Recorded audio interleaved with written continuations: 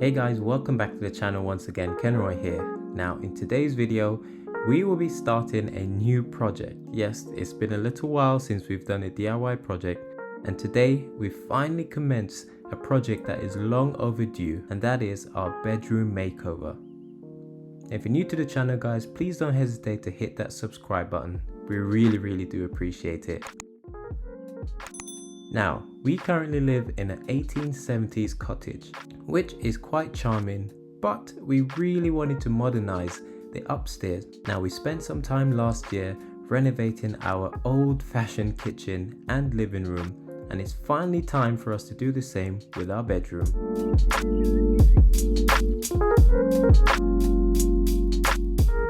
Now, I've been taking orders from Sapphire, and she's got a color scheme in mind, and we also figured out that we want to change the light fixtures, but something that we've always wanted was to have some paneling on one of our walls. Now we finally took the plunge as I went to Homebase, which had these panels on sale from £20 down to £16, and we figured now is the best time for us to give this a go, especially as the kids are off school on holiday. Now if you look around the room, you can see loads of brown wood which has been stained, which does look pretty nice. However, we really wanted to freshen things up. One of my biggest pet peeves in this room was the fact that we had two wall lights and one ceiling light, but unfortunately they all used these horrible halogen bulbs, which was so uneconomical, and we really wanted to invest guys to get some ultra energy saving bulbs. Fun fact, many of the bulbs that we buy in the supermarket aren't actually energy saving, and if you check the energy rating, you'll often find that they're a D or an E. So Sapphire and I decided to change these light fixtures and fittings. We've decided to invest in getting some new lights where we could get some matching bulbs to save us energy in the long run. Now a job ain't worth doing if it's not done correctly. First things first, we had to clear the room, and so I got my little helpers to give me a hand. Naomi and Abigail were so helpful as they helped us to clear all of the house plants from in our bedroom. Now yep, we absolutely love houseplants. Houseplant gives the room such a wonderful vibe, not to mention the fact that they also purify the air, plus they look absolutely gorgeous when you wake up in the morning and the sun is just beaming through your windows, shining on these plants. It gives you that burst of energy as you spring into action.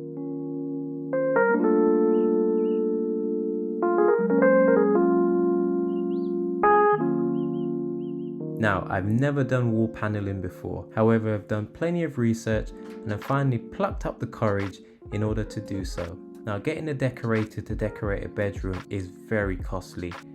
It can easily cost you over £150 a day.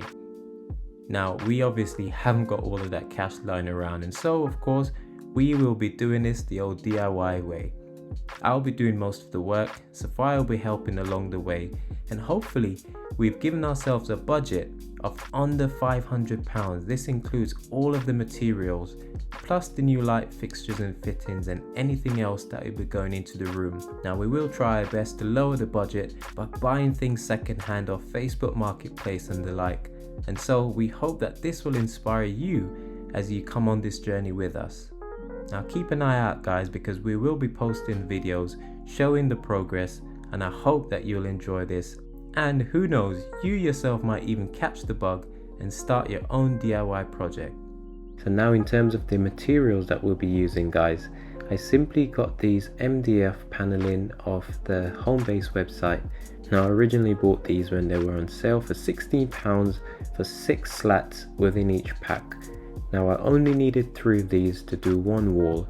Now this was the cheapest I could find it in your local stores. However, they do have a promotion on at the moment for 3 packs for the price of 2, which is still pretty good. Now another great way for you to save yourself some cash when you're doing your DIY projects is to use a website called Top Cashback. Now I use these guys whenever I can, and I'll put the link down in the description guys for you to sign up if you haven't done so already.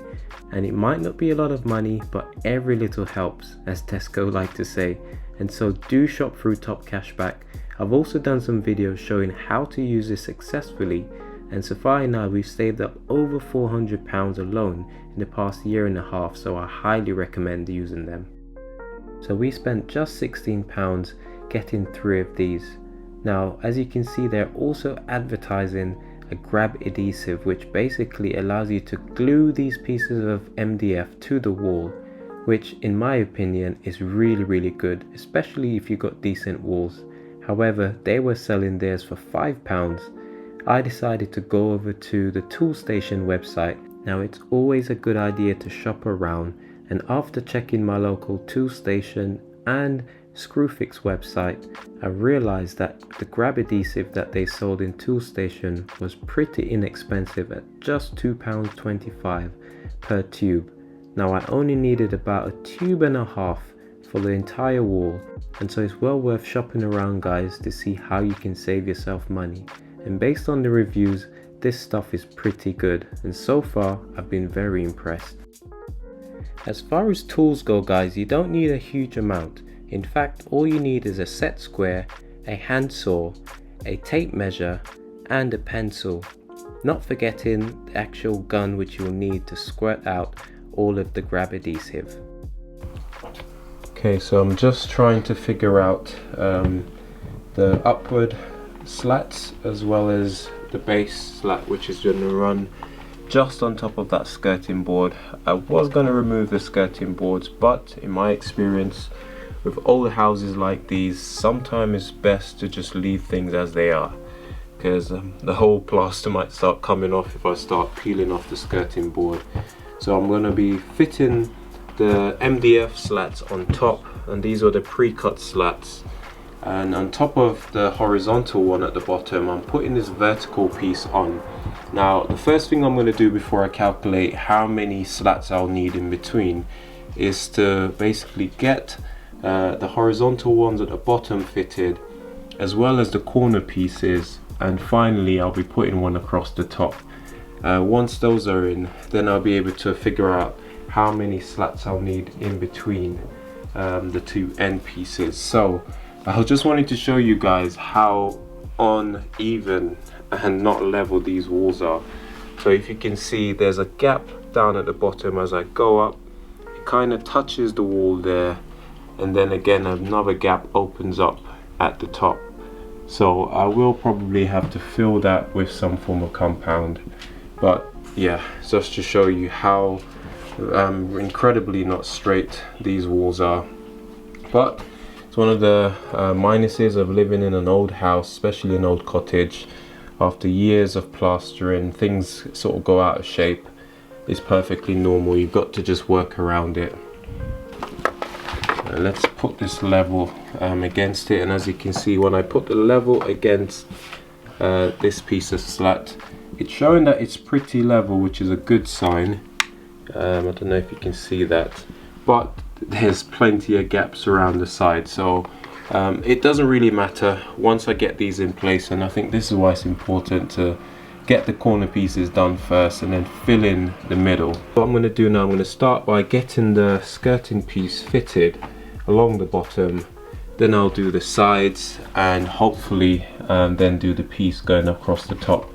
Now, I will have to cut a piece in order to fit at the bottom, because I think I'll need around 3 pieces of these slats, and there's 6 in a pack, so I'll need 2 full pieces, and then I'll have to cut a piece to put over in that corner over there. Okay, so now that I've figured out what it is that we needed to do in terms of the layout, it's time for me to start fixing these to the wall. Now, I've got these little 1-inch nails, which I'll be using to tack the piece of MDF to the wall. Now, unfortunately, the glue doesn't dry quick enough to grab them to the wall, and so these little tacks in the wall actually goes a long way in order to help them to dry and to get a nice grip. Now, you can remove these afterwards if you don't drive them all the way in, and once the glue is dry, you can rest assured that the MDF strip won't be falling off the wall.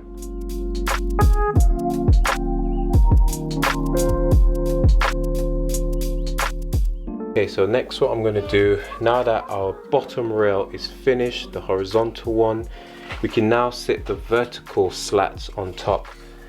So what I'm going to do is go from each corner. I'm going to do the same on both sides of the room, where I make this flush up against the corner, and once I'm happy with that, I've got a piece of offcut here, and what I'm going to do, I'm going to use it as a dummy rail at the top. So I'll basically sit it on top of the existing vertical piece, you know, checking to make sure that it's looking flush. Obviously these walls aren't completely straight, so you'll have little bits of kinks and lips which we'll have to fill in and sand down afterwards, but you just do the best that you can. And once you're happy with where it's located, you simply get your spirit level. Obviously it's normally best with 2 people, but because it's a short piece I'm able to manage. And you just place your spirit level on top and just check to see where the leveling mark is. Then you can adjust this smaller piece so that it's sitting on top of this corner piece here. And then once you're happy with how it's sitting, that it's looking flush, you then can catch your level. So I need to put this end up a little bit, like ever so slightly around there. Then I can use my pencil to make my mark at the top. Then I'm going to hold that firmly against there, remove my spirit level, and then make the same mark at the top. So now that will give me a guide of where my rail is going to sit going across horizontally to the other side. So once I've removed that, there you have it, a nice line to show me where I need to, you know, be in order to get this going across. So this is one side. I'm going to do the same for the other, and I'm hoping that when I'm going to use a string line actually and fill in the middle. So I'm going to hold a string line against this section, and then I'm going to string it across. I've got one of these handy ones with the powder inside that will actually leave a mark on the wall, and I'm hoping that I'll be able to use it to plot from this side to the next. Then I'll just ping the line and it will leave a straight line for me to use as a guide. So fingers crossed this will work according to plan, guys.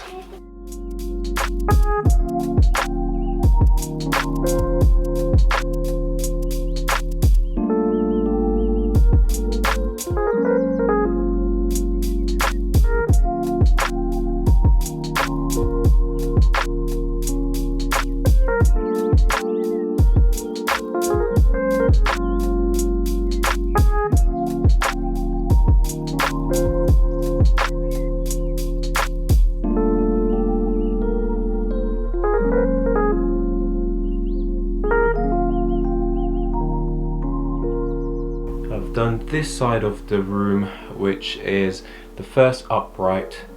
Now Sapphire and I were contemplating whether or not to get thinner strips to fill in between, but we've decided to stick with the 10 centimeter or 100mm slats rather than getting 50mm ones to fill in, which would have been much more narrower. But what we've decided to do is to actually make the gaps bigger between each slats. Now I haven't measured that out just yet, because all I'm doing at the moment is just doing the top going across, and I'm going to be doing the other section coming down here. And then once that's done, I'll have the frame on the wall. This is the last piece that I'm going to be putting in this corner.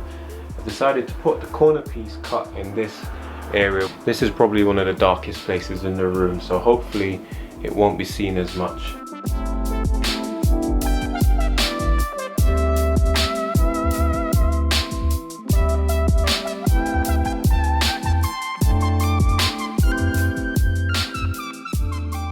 What I've been doing is just putting these little pins, little nails. I have driven some all the way in, but then I realized that, you know, I don't have to drive them all the way in, because if I do it like maybe like 2/3 the way with just enough head on the nail, I could actually remove it once the glue has dried. So that's optional for you. If you don't want the heads to be protruding or, you know, worrying about them sticking out, you can always pull them out once the glue's dried.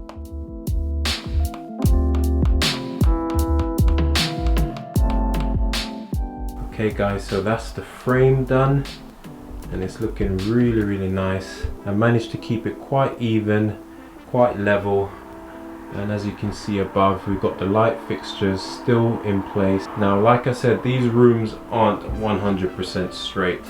I know that for a fact. If you look at the ceiling over in that side, it's a bit smaller, and as you go along towards the window, you can see it gets ever so slightly wider at the top.